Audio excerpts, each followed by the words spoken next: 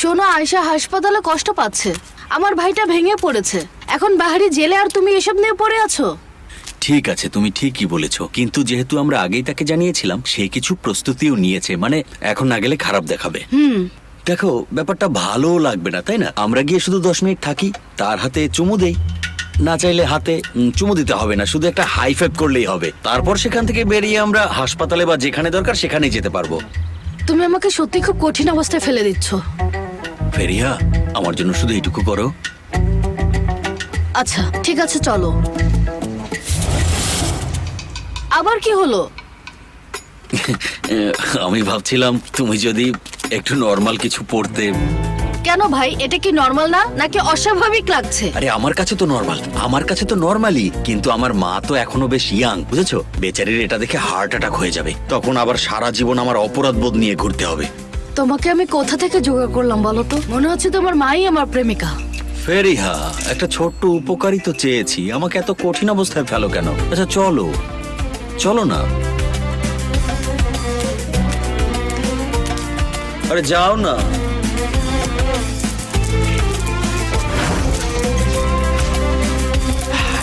ঠিক আছে। বাবা, তোমাকে খুব একটা ভালো দেখাচ্ছে না। কেন বাবা? আমার তো মনে হয় আমি এখনো বেশ হ্যান্ডসামই আছি। হ্যাঁ, তা তো অবশ্যই ঠিক বাবা, তবে তোমাকে আমার একটা জরুরি কথা বলার আছে। কি কথা বলো?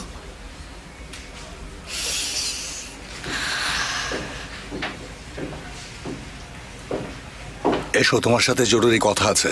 জাস্ট 1 মিনিট সময় দিন আমাকে। মোস্তফা, বিষয়টা জরুরি, খুবই জরুরি। ঠিক আছে, আমি তোমাকে পরে কথাটা বলবো। ওকে বাবা, পরে দেখো। ওকে কর্নেল।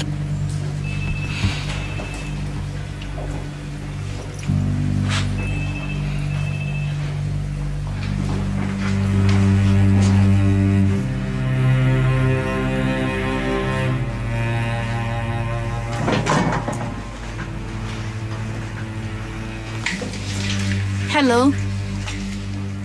এমআর করাতে নিয়ে যাচ্ছি, একটু পরই ফিরবো। ওকে। তুমি এটা কি করলে? আমি আবার কি করলাম? তুমি 4 জন মাফিয়া ডনের নাম নিলে, তারপর তাদের গুলি করে দিলে। পুরো দেশে তোলপাড় পড়ে গেছে। আমাকে চিফ ফোন করেছে, কাউন্সিলর ফোন করেছে, সবাই প্রেসার দিচ্ছে। আচ্ছা, তাহলে ব্যাপারটা আপনি সামলে নিন। এটা তুমি করেছো, তাই না? ওরা আয়েশার উপর হামলা করেছিল, আর তুমি গিয়ে লোকগুলোকে মেরে ফেলেছ।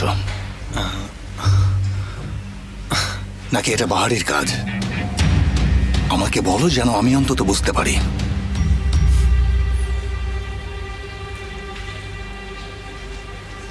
আমি করেছি, আমি নিজেই। আমার কি করার ছিল? ওরা আয়েশাকে মেরে ফেলতে চেয়েছিল, আমি কিভাবে চুপ থাকবো?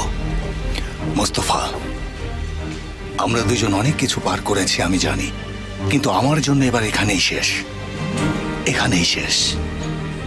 আজকের পর থেকে তুমি বা বাহারি যেই হোক না কেন, আমি ধ্বংস করে দেব।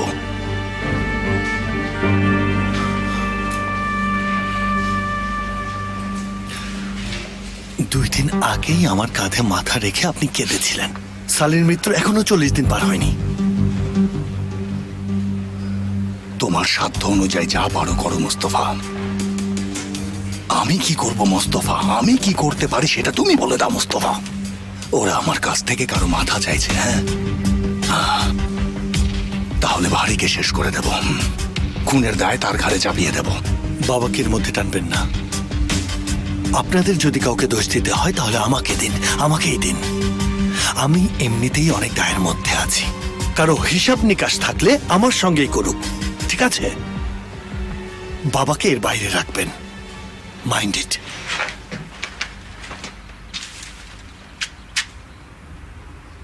এটা কেমন হলো? খুব সুন্দর লাগছে। এর নিচে তুমি কোন রঙের স্কার্ট পরার কথা ভাবছো? মানে কি? ফেরিহা, আমাকে পাগল করে দিও না, বোকামি করো না।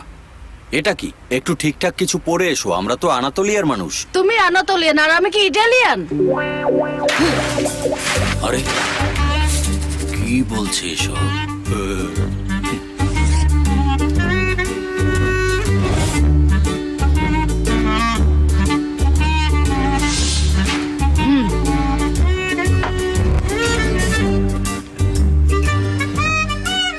আচ্ছা, তুমি কি আমার সাথে মজা করছো এখন? এটা একটা ট্যাঙ্ক টপ। আমাকে রাখিও না, তাহলে কিন্তু বিকিনে পড়ে যাব। আরে আমি কাকে কি বলি, কিভাবে বোঝাবো তোমাকে? সে তো অপেক্ষা করে আছে, আমরা দেরি করে ফেলেছি। চলো চলো। ওহ,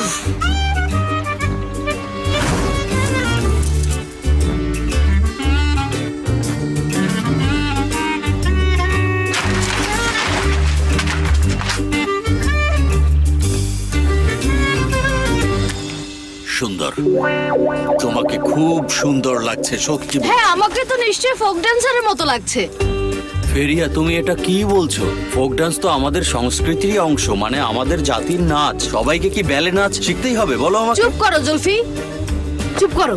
আমাকে রাগিও না, চলো এবার, ঠিক আছে? চলো জুলফি, এবার চলো। চলো জুলফি, ঠিক আছে, চলো। ট্রেনে যাবে? চিক চিক চিক চিক। আহ